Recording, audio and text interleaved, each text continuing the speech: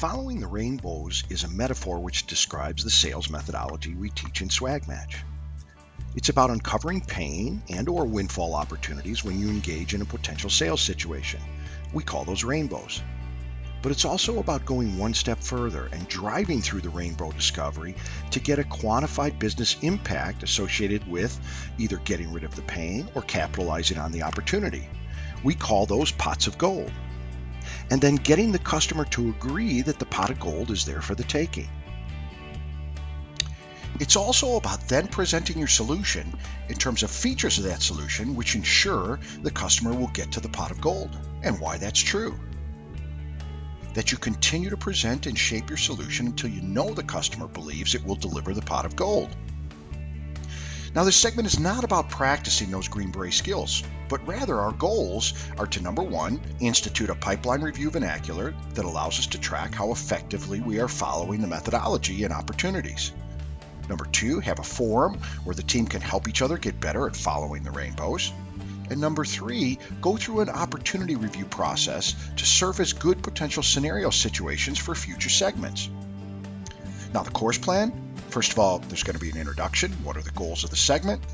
We're going to review some of the foundation understandings. We're going to talk about what you need to do to get ready to be successful in this segment. And then we're going to execute, which ultimately is have some fun doing a pipeline walkthrough in our first couple of plays. There are 14.7 million people in sales-related jobs across the U.S. So that means that there's 14.7 million pipeline opportunity review discussions likely happening every week. And most of them kind of follow what I describe as the Salesforce line dance, kind of like country music or disco if you go way back, where everybody would line up and try and do the same thing. It ends up being all about name, stage, probability, etc. Unfortunately, there's a whole lot of people out there that certainly don't look forward to that opportunity review discussion and view it as somewhat of a waste of time. We are on a mission to evolve those discussions. We're going to be talking about rainbows and pots of gold and who believes. Now, yes, the process should motivate focus in your sales efforts on finding business impact and obviously trial closing business impact and solution fit. If you're not finding rainbows and pots of golds and trial closing those belief commitments, then you may look a little silly in these meetings. But it's also on driving a more relevant next step strategy discussion and quality input opportunity for your peers.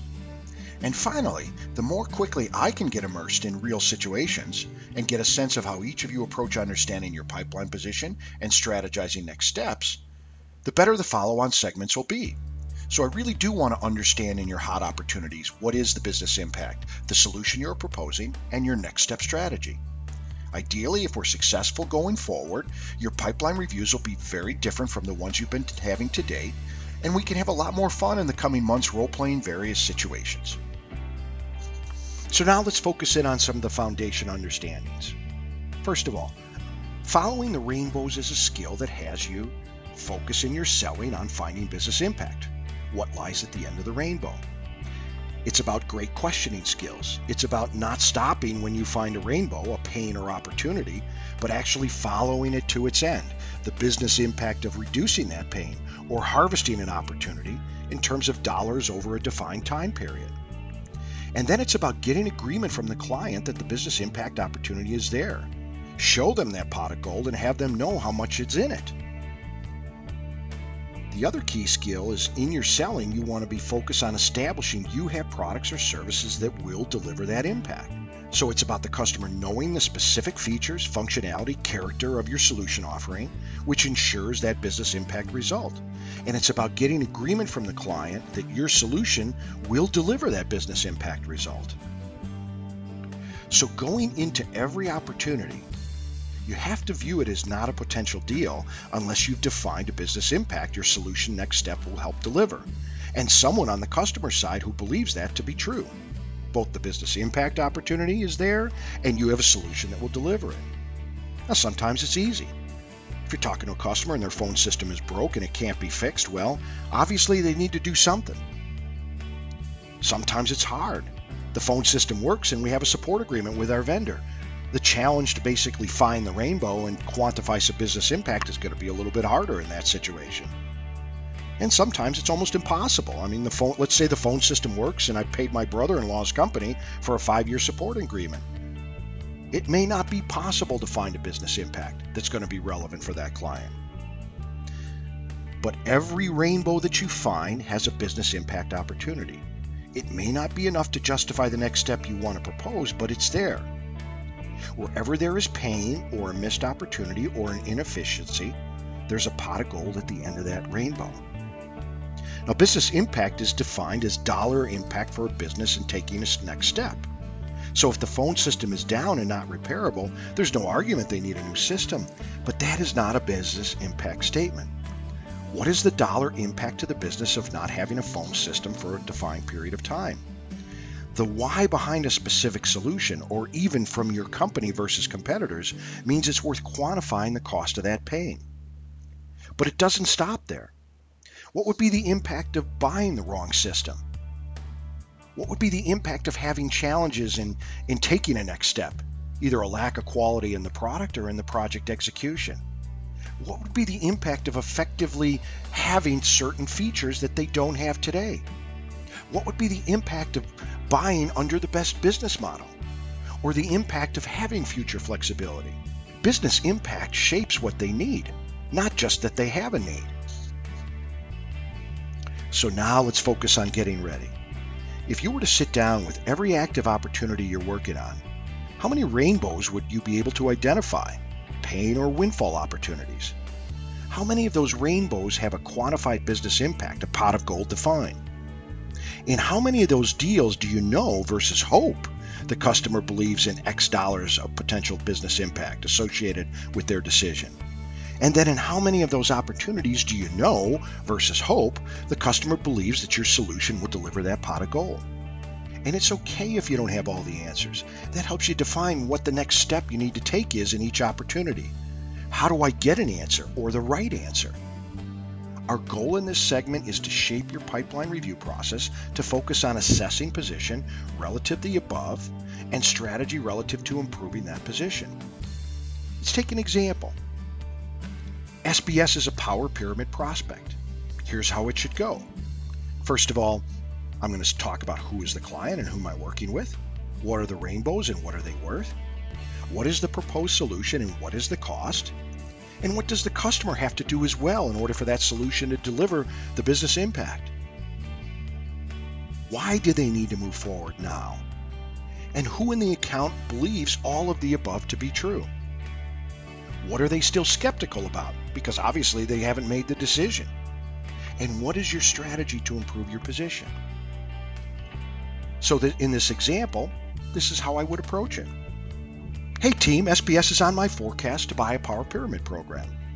For them, 3 to 4 reentry calls per month with a 50% close rate is worth roughly $600K in new business a year, and also $150K in annuity position in follow-on years that we would expect to start coming in the door 6 months from now after they start the program. The program's going to be a Power Pyramid to GMs that they engage with, and ultimately it will get them those phone calls. Now, based upon 20 new opportunities a month, 500 pyramids will get them a 1-year program, which is about $5K. It's also going to be advantageous for them to reinforce the program in terms of its about ROI results messaging with a content marketing program that follows up on that messaging. Now, they need to move now because they're going to engage with 5 new prospects next week. 4 of them won't buy, and 3 of those need the tool. So they'll likely miss out on at least one $25,000 phone call if they don't move forward. Now, the CEO, Scott Martini, believes all of the above to be true. And frankly, I don't know what they're skeptical about at this point. So my strategy, someone is skeptical about something, I'm basically going to call them up and ask, why haven't we moved forward? Why are you going to send coffee mugs to the 5 folks you're going to see this week? So now it's time for you to start thinking about how you're going to get ready. You need to look at your top 3 opportunities, and you want to be ready to walk through your opportunities in terms of who's the client and who am I working with, what are the rainbows and what are they worth, what is the proposed solution and what is the cost, what does the customer have to do as well, why do they need to move forward now, who in the account believes all the above to be true, and what are they still skeptical about? and then of course what your strategy is to improve your position. Let's take another example. In this case, SBS is a phone system opportunity. I'm going to pretend I'm the sales rep, and this is again how I would think you would want to present that opportunity. I'm currently working with Strategic Beverage Solutions, and the CEO there is Scott Martini. We're looking at a new phone system. Rainbow number one is he's in a ticking time bomb situation. He's got a phone system that's 8 years old. It's not even been upgraded, so he's in a situation where he would get no manufacturing support for any kind of issue that might come up. Now, that time bomb has a cost associated with it. He basically gets roughly 6 to 10K in a renewal from roughly 100 clients a year. Any missteps ultimately magnify the effect of their decision making on whether they want to spend their money. And obviously broken communication opens up the door wider for renewal risk. So ultimately, if he had 1 or 2 events in the next 12 months, it might cost him 2 to 3 clients, 15 to 30K. Now there's a second rainbow here. The customer has customer engagement challenges.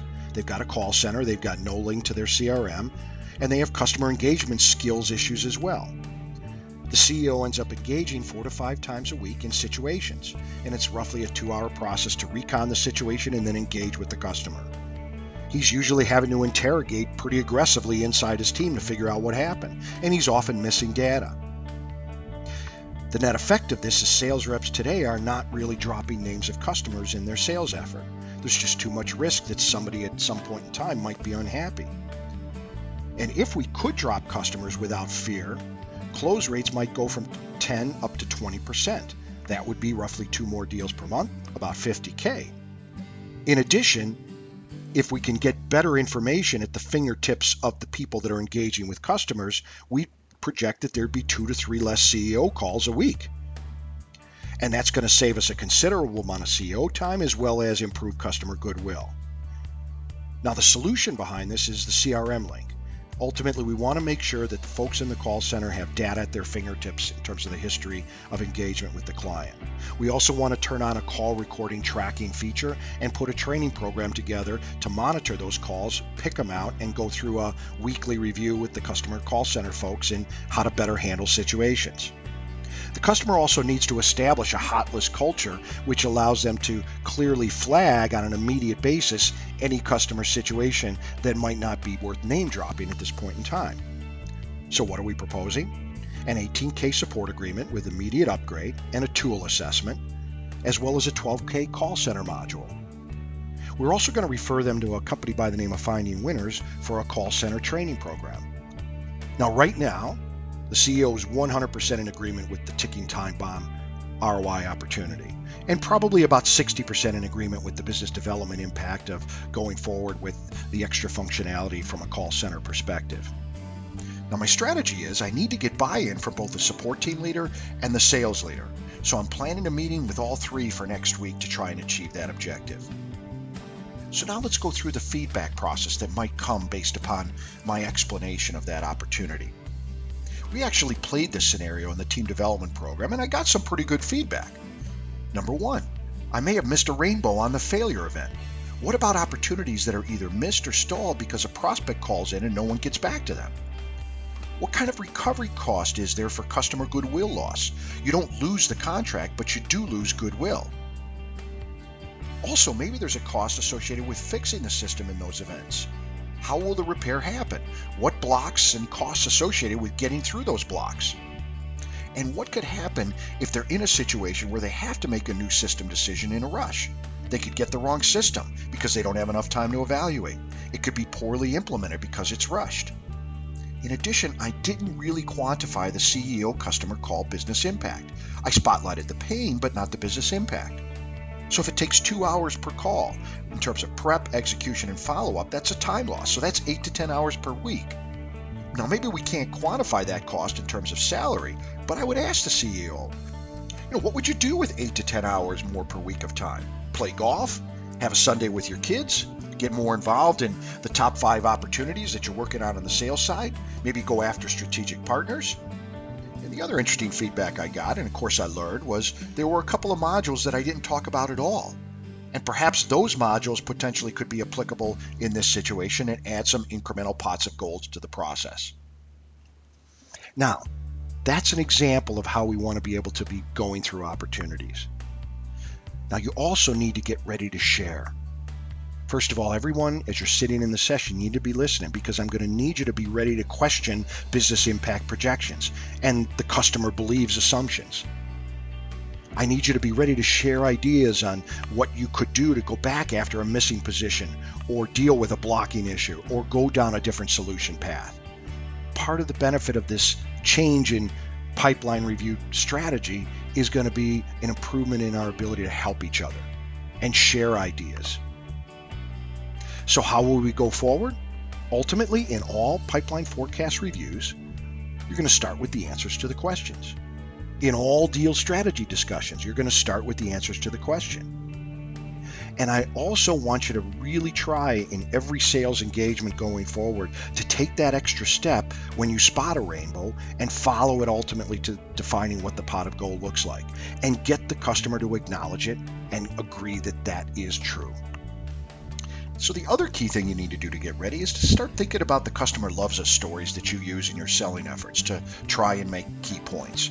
I want you to be ready to tell me the 2 best customer loves us stories you're currently using in your selling effort. So that takes us to the end of the preparatory webinar. Once again, if you have any questions, feel free to shoot me an email. I'll be happy to respond to you. Our goal is to make sure that we're as ready as possible to have a good couple of hours of playtime in the arena at the scheduled event. See you in the arena.